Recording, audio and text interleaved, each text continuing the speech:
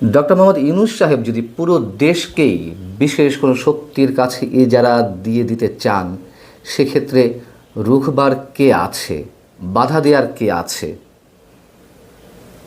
বাধা দেওয়ার যে তেমন কেউ নেই, তার একটা প্রমাণ তো এরই মধ্যে আমাদের সামনে উপস্থিত হলো। সব ধরনের রাজনৈতিক দল এবং সেনাবাহিনীর পক্ষ থেকেও বিরোধিতা সত্ত্বেও লালদিয়া কন্টেনার টার্মিনাল এবং বুড়িগঙ্গার পাড়ে পানগাঁও অভ্যন্তরীণ কন্টেনার টার্মিনাল, এই দুটিকে 30 বছর এবং 22 বছরের জন্য দুটি বিদেশি কোম্পানির কাছে ইজারা দেওয়া হয়েছে। এবং যেখানে বিএনপি এমনকি জামাতের পক্ষ থেকেও বলা হচ্ছে, যে দাবি করা হচ্ছে যে একটা অন্তর্বর্তী সরকার এই ধরনের কোনো চুক্তি করতে পারে না বিদেশি কোম্পানির সঙ্গে, সেখানে রাষ্ট্রপক্ষের শীর্ষ আইন কর্মকর্তা বা অ্যাটর্নি জেনারেল মিস্টার আসাদুজ্জামান এবং ডক্টর মোহাম্মদ ইউনূসের প্রেস সচিব মিস্টার শফিকুল আলম, তারা গলা ফাটিয়ে বলার চেষ্টা করছেন একটা রাজনৈতিক সরকার যা যা করার ক্ষমতা রাখে, এই সরকারও নাকি তাই রাখে। এবং প্রথমে যে প্রশ্নটি করছিলাম, এটি ভাবতে একটু বেশি মনে হলেও ডক্টর ইউনূস সাহেব যে পারেন, তা আমি একটু সমীকরণ দিয়ে দেখিয়ে দেব। তার আগে একটু দেখি যে এই যে কন্টেনার টার্মিনালগুলো ইজারা দেওয়া হচ্ছে, চট্টগ্রামের নিউ মোরিং টার্মিনাল, যেটি দেশের সবচেয়ে বড় টার্মিনাল, যার মাধ্যমে দেশের প্রায় 90% মালামাল ওঠানামা করে, সেই টার্মিনালটাও ইজারা দেওয়ার একটা ফন্দি ফিকির চলছে এবং দিয়ে দেবে হয়তো।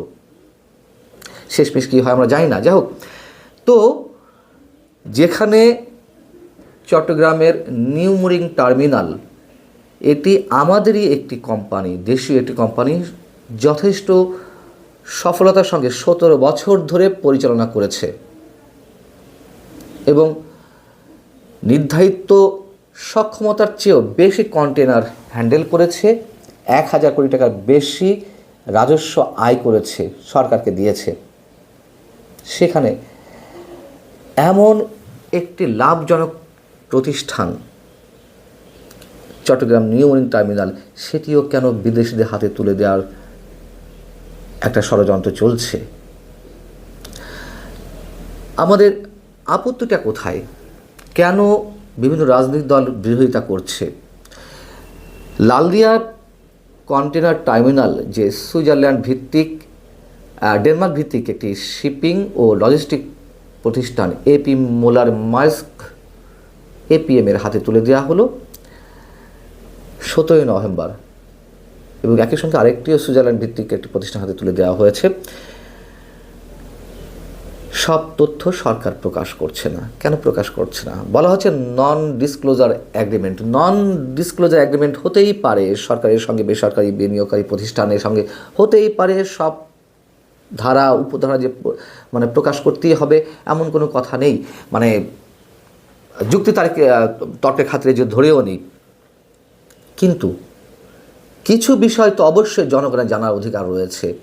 যেমন এই যে চুক্তিটি করা হলো 17 নভেম্বর, শেখ হাসিনার বিরুদ্ধে যখন রায় দেওয়া হলো একই দিনে, তখন আমরা দেখছি যে এসব চুক্তিতে বন্দর কর্তৃপক্ষ এবং কাস্টমস কী পরিমাণ ট্যারিফ, মাশুল, চার্জ, শুল্ক, কর এগুলো পাবে, সেসব বিষয় গোপন রাখা হচ্ছে।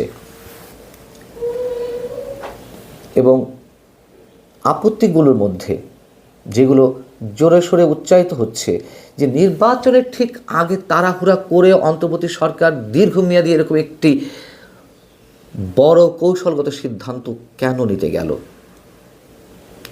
লালদিয়া টার্মিনালের কারিগরি এবং আর্থিক প্রস্তাব মাত্র একদিন করে মূল্যায়ন করা হয়েছে। 20-30 বছরের জন্য দীর্ঘমেয়াদী এই চুক্তির আর্থিক মূল্যায়ন এবং কারিগরি প্রস্তাব এগুলো একদিনেই শেষ করে ফেলতে হবে? এই প্রক্রিয়ায় অংশীজন এবং বিশেষজ্ঞদের কোনো মতামত নেওয়া হয়নি। রাজনৈতিক দলগুলোর মতামতকে উপেক্ষা করা হয়েছে। দেশের স্বার্থ, দেশের লাভ কতটা বা ক্ষতি কতটা, কোনো কিছুই তোয়াক্কা করা হয়নি। কারো প্রশ্নের উত্তর দেওয়ার প্রয়োজন মনে করেনি সরকার। শুধু মনে করছে দরকার এটি করতে হবে, এটি উন্নয়ন দরকার। এবং এই যে বিদেশি কোম্পানির হাতে তুলে দেওয়া হলো, সেক্ষেত্রে আমাদের জাতীয় নিরাপত্তায় কতটুকু ঝুঁকি হতে পারে সেগুলো নিয়েও অনেক বড় প্রশ্ন রয়েছে। যে পরিমাণ বিনিয়োগ করা হচ্ছে, সেই বিনিয়োগ মানে লালদিয়া কন্টেনার টার্মিনালের জন্য 2000 কোটি টাকা বিনিয়োগ করা হবে, বা Chattogram new marine container terminal আধুনিকরণের জন্য 6000 6500 কোটি টাকা বিনিয়োগ করা হবে। এই টাকা তো আমরা নিজেরাই পারতাম বিনিয়োগ করতে, তাহলে কি এমন টাকার অঙ্ক এত বেশি? এটি বরং এই বিনিয়োগের কারণে, বিদেশি কোম্পানি বিনিয়োগের কারণে আমাদের যে লভ্যাংশ, সেই লভ্যাংশেরই বড় অংশ তাদের হাতে চলে যাবে। খুব স্বাভাবিকভাবেই, যা দেশে দীর্ঘমেয়াদী অর্থনৈতিক স্বার্থের জন্য নিঃসন্দেহে কোনোভাবে অনুকূল নয়। এবং এই যে বিদেশি কোম্পানির হাতে তুলে দেওয়া হলো লালদিয়া এবং বুড়িগঙ্গা পাড়ে যেই কন্টেনার টার্মিনালটি, এরই মধ্যে 40% বিদেশি কোম্পানিদের লাভের দিক বিবেচনা করে এর মধ্যে 40% মাসুল বাড়ানো হয়েছে, যা আমদানি পণ্যের মূল্য বাড়াবে এবং দেশের রপ্তানি সক্ষমতাকেও খর্ব করবে। একই সঙ্গে এই যে চুক্তিটি করা হয়েছে, নিঃসন্দেহে একটি দুর্বল চুক্তি, এবং এটি কোনোভাবে আন্তর্জাতিক আদালতে বিরোধ তৈরি করলে সেক্ষেত্রে বাংলাদেশকে অনেক বড় ধরনের ক্ষতিপূরণ দেওয়া লাগতে পারে। এবং নিউ মেরিন কন্টেনার টার্মিনাল যার হাতে তুলে দেওয়ার কথা বলা বলি হচ্ছে বা সিদ্ধান্ত নিয়েছে সরকার, ডিপি ওয়ার্ল্ড। এই ডিপি ওয়ার্ল্ডের সাথে মার্কিন নৌবাহিনীর সঙ্গে একটি বিশেষ সখ্যতা রয়েছে আমরা জানি। তারপরেও মার্কিন যুক্তরাষ্ট্র ডিপি ওয়ার্ল্ডের সাথে 2006 সালে তারা বন্দর পরিচালনা করতে দেয়নি। আমরা কেন দিচ্ছি? সরকারের যুক্তি কি? সরকার যুক্তি দেখাচ্ছে যে চট্টগ্রাম বন্দরে একটি জাহাজ বার্থিংয়ের জন্য গড়ে 3 থেকে 4 দিন সময় লাগে, অপেক্ষা করতে হয়। সেখানে সিঙ্গাপুরের সময় লাগে 12 থেকে 24 ঘন্টা। কন্টেনার খালাস সেও 7 থেকে 10 দিন সময় লাগে, যা আন্তর্জাতিক মানের 2-3 গুণ বেশি। আচ্ছা, ধরে নিলাম তার জন্য বিদেশি কোম্পানির হাতে দিতে হবে। যারা বিশেষজ্ঞ তারা কি বলছেন? তারা বলছেন যে বন্দর পরিচালনার ক্ষেত্রে কোনো ধরনের অনিয়ম বা দুর্নীতি থাকলে সেগুলো সরকার উচিত ছিল যে নিজ দায়িত্বে সেগুলো নিয়ন্ত্রণের ব্যবস্থা করা। বন্দরের দক্ষতা বাড়াতে সবচেয়ে দ্রুত এবং সহজ পদক্ষেপ হিসেবে কাস্টমস সংস্কারের কথাও বলা হচ্ছে, দাবি তোলা হচ্ছে। আধুনিক স্ক্যানার, স্বয়ংক্রিয় রিস্ক ম্যানেজমেন্ট, এগুলোর মাধ্যমে যাতে 24 ঘন্টা বন্দর পরিচালনা করা যেতে পারে এবং দক্ষ জনবল নিশ্চিত করা গেলে কোনো সমস্যা থাকে না। এই যে বিষয়গুলো, এইগুলোর দিকে বিবেচনা না নিয়ে তারা সরাসরি মাথা ব্যথার জন্য মাথা কেটে ফেলতে হবে, সেই অবস্থা দিকে গেছে। এখন কথা হচ্ছে যে প্রথমে যেটি বলছিলাম, ডক্টর ইউনূস সাহেব যদি মনে করেন পুরো দেশকে ইজারা দিয়ে দেবে, সেই সক্ষমতাও তার আছে। যে দুটি কন্টেনার টার্মিনাল বিদেশের হাতে তুলে দেওয়া হলো এবং নিউ মেরিন কন্টেনার টার্মিনালও ডিপি ওয়ার্ল্ডের হাতে তুলে দেওয়ার জন্য সব ধরনের প্রস্তুতি সম্পন্ন করা হচ্ছে। বিএনপি, সিপিবি, বিভিন্ন বাম রাজনৈতিক সংগঠন, এমনকি জামায়াতে ইসলামী, তারাও বিরোধিতা করেছে। তাহলে বিষয়টা কী করে দাঁড়ালো? যে দেশের রাজনৈতিক দলগুলোর দাবি দাওয়াকে বিন্দুমাত্র তোয়াক্কা করলেন না ডক্টর মোহাম্মদ ইউনূস সাহেব। এখন বলা হচ্ছে সরকারের পক্ষ থেকে একটা রাজনৈতিক সরকার যা পারে এই সরকারও তাই পারে, এবং এই সরকার অভ্যুত্থানের মাধ্যমে গঠিত সরকার, তাই সব পারে এমন কথাবার্তা কিসের ভিত্তিতে বলা হয়? এটি তো জনগণের সরকার নয়। আমরা বড় জোর বলতে পারি, এবং বিএনপির কয়েকজন আইনজীবী যারা হাইকোর্টে রিট করেছেন Chattogram new marine container terminal যাতে ডিপি ওয়ার্ল্ডের হাতে তুলে না দেওয়া হয়, এই বিষয়টিকে সামনে রেখে তাদের যুক্তি হচ্ছে যে এটি জনগণের সরকার নয়, এটি রাজনৈতিক দল সমর্থিত সরকার। বিভিন্ন যে রাজনৈতিক দল রয়েছে বাংলাদেশে এই মুহূর্তে, তাদের সমর্থিত সরকার। খুবই যৌক্তিক কথা। কিন্তু সেই রাজনৈতিক দলগুলোকেও বুড়ো আঙুল দেখানো হলো। এমনকি গত 25শে মে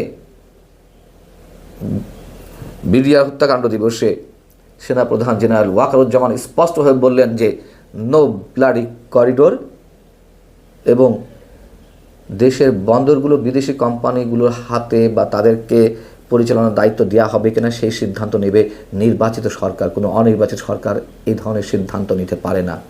তার মানে সেনাবাহিনীর দাবিটিকেও তারা কোনো প্রকার আমলে নেয়নি এবং যা করার ডক্টর ইউনূস সাহেব করে যাচ্ছেন।